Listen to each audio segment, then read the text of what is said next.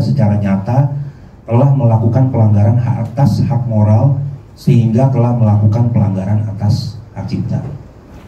Nah, oleh karena hal tersebut,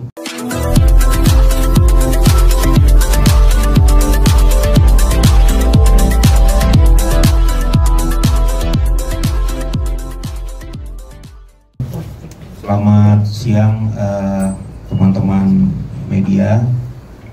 Assalamualaikum warahmatullahi wabarakatuh. Salam sejahtera untuk kita semua. Terima kasih untuk waktunya hari ini terkait dengan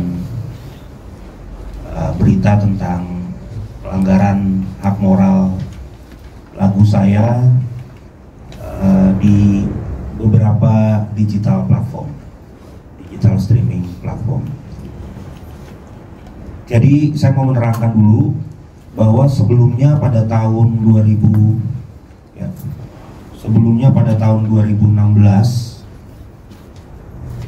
saya diminta untuk membuat sebuah lagu yang akan dinyanyikan oleh salah satu penyanyi di Indonesia, yakni Ryan Pono.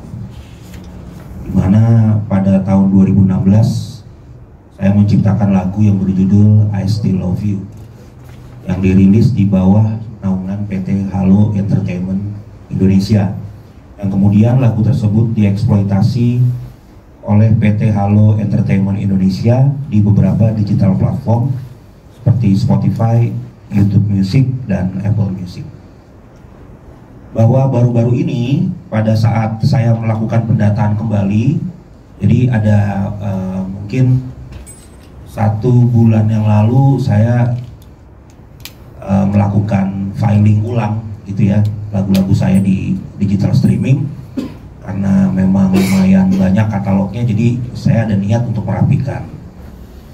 Nah, melakukan pendataan kembali seluruh lagu-lagu saya yang telah dieksploitasi dalam industri musik, saya menemukan bahwa ternyata lagu saya yang berjudul I Still Love You yang dinyanyikan oleh Ryan Pono dan dieksploitasi oleh PT Halo Entertainment Indonesia di beberapa digital platform ternyata tidak mencantumkan nama saya sebagai pencipta, namun mencantumkan nama Ryan Pono sebagai pencipta lagu tersebut,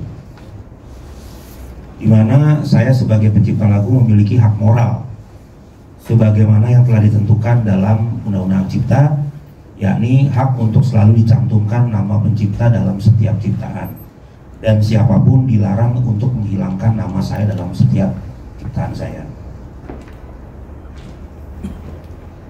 Bahwa selain itu, dengan dicantumkannya nama Ryan sebagai pencipta, saya sendiri sebenarnya selama ini kalau bicara masalah manfaat ekonomi dari lagu tersebut,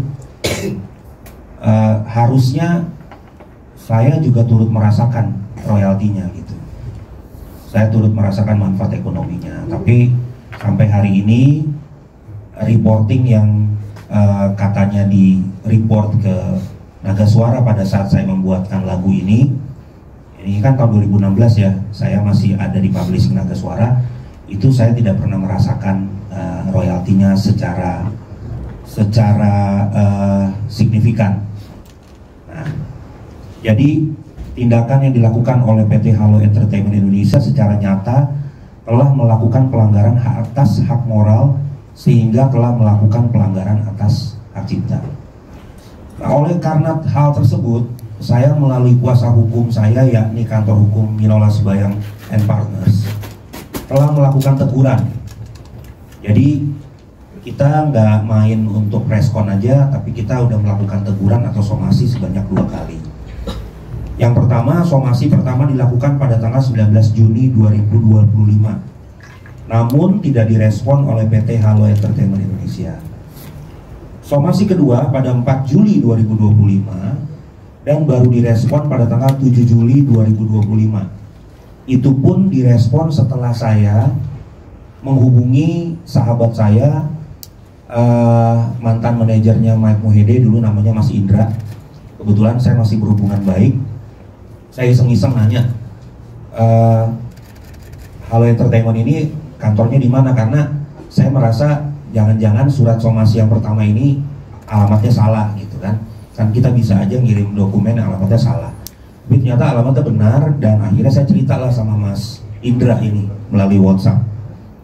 Dimana dalam responnya, setelah saya WA Mas Indra ini, beberapa hari kemudian saya dihubungi oleh bukan pemilik ya, maksudnya mungkin orang dari Halo Entertainment Indonesia, yaitu Pak Bongbong, lewat WhatsApp, dan ternyata responnya mengatakan bahwa mereka akan ngecek apakah itu ada kesalahan atau tidak, dan mereka telah melakukan khilafan atas tindakan tersebut. Nah, namun demikian, sebagaimana kesalahan dari PT Halo Entertainment Indonesia tidak dilakukan hanya sekali, melainkan terjadi kekeliruan di beberapa digital platform. Jadi bukan cuma satu kesalahannya, jadi ada 3 platform, yaitu tadi YouTube Music, Apple Music, dan Spotify. Sejak 2016 hingga 2025. Sebelumnya kami telah memberikan kesempatan kepada PT Halo Entertainment Indonesia untuk menyelesaikan secara kekeluargaan. Kami telah memberikan waktu, bahkan telah memberikan kesempatan agar PT Halo Entertainment Indonesia untuk menentukan jadwal untuk bertemu. Nanti ada surat-suratnya yang akan ditunjukkan guna menyelesaikan permasalahan tersebut.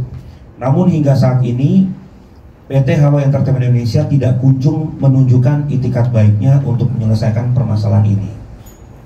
Bahwa oleh karena itu, melalui somasi terbuka ini, kami kembali menegur PT Halo Entertainment Indonesia atas tindakannya yang telah melakukan pelanggaran atas hak cipta.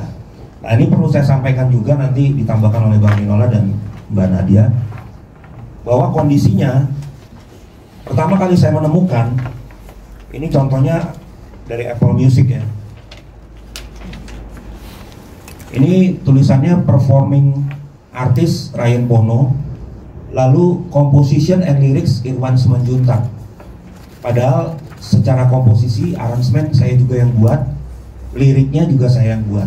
Jadi saya nggak tahu kenapa tiba-tiba ada nama Irwan Simanjuntak di sini. Ini Irwan Simanjuntak juga teman saya gitu. Jadi mungkin ya ini bisa dipertanyakan. Oke, di YouTube Music malah tidak mencantumkan sama sekali nama saya sebagai pencipta. Ya, di YouTube Music. Terus untuk Spotify, pertama kali saya menemukan ini langsung atas nama Ryan Bono sebagai penulis lagunya. Nah, sementara di YouTube dari Halo Entertainment Indonesia jelas nama saya masih ditulis sebagai pencipta lagu, yaitu Badai Krispati.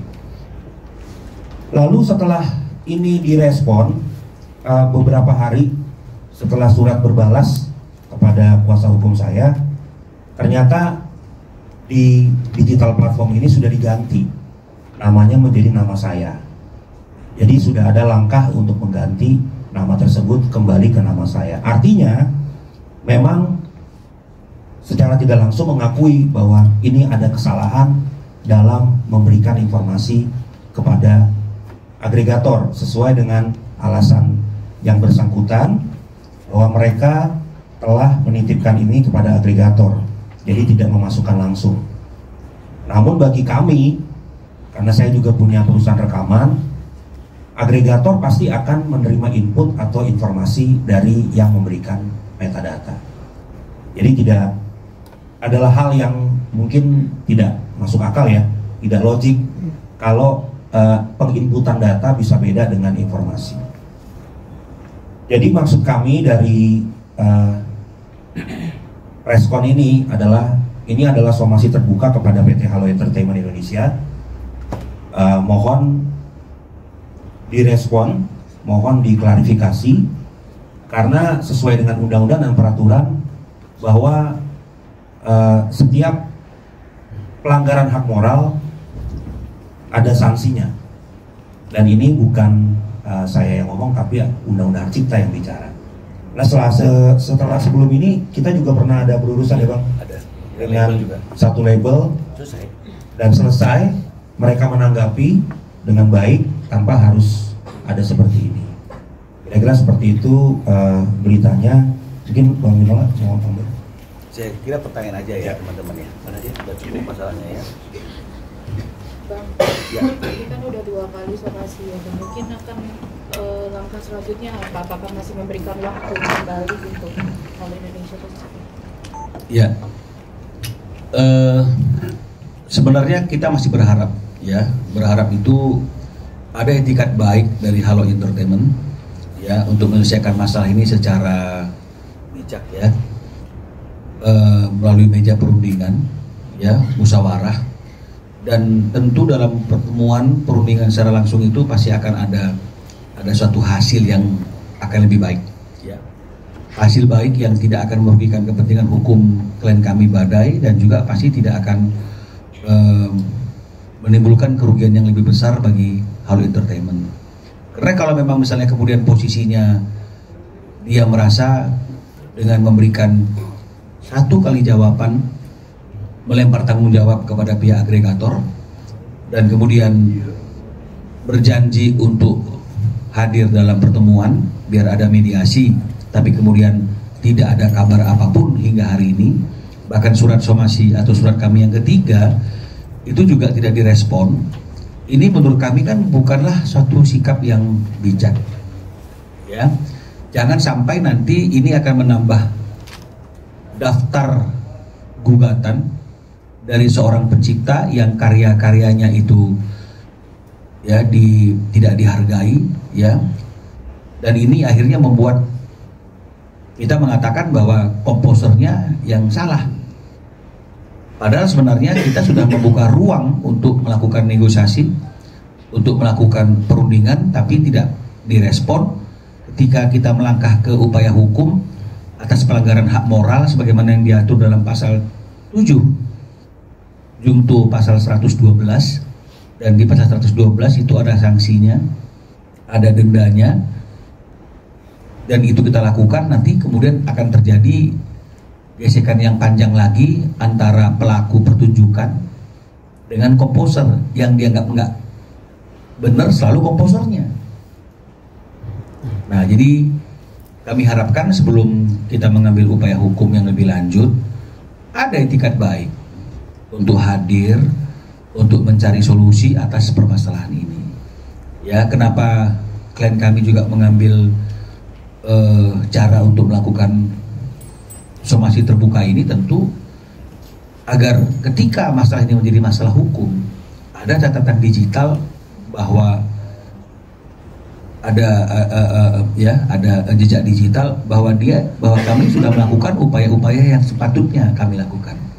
Jadi jangan sampai nanti kemudian ketika ada gugatannya jadi makin besar, jadi pusat perhatian, kemudian dikasih tahu kenapa baru sekarang kan, itu selalu itu. Padahal sudah ada langkah-langkah yang dilakukan.